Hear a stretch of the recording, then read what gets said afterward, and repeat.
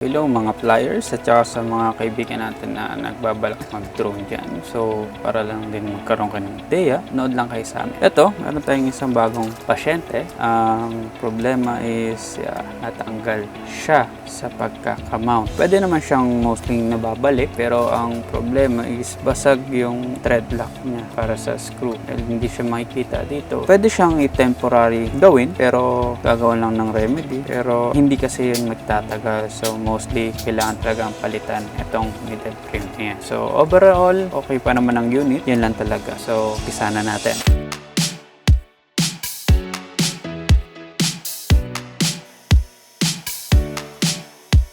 So start natin yung motor ha.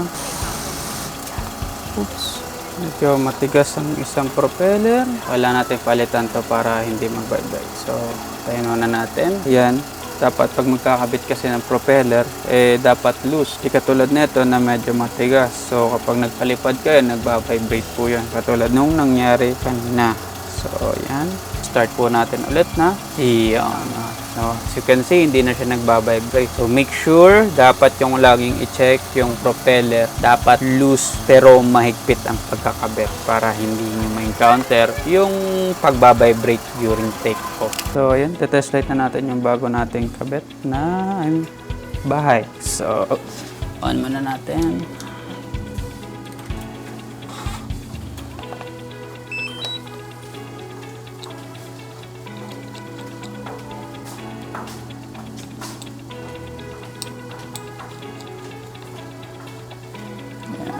So, wait na lang natin mag-bind.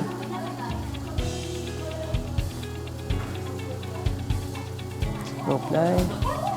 So, go apply. Serial number check tayo.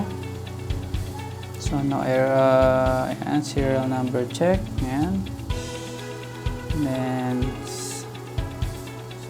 issue check. So, no SD card. And no GPS since nasa loob tayo. So, test flight.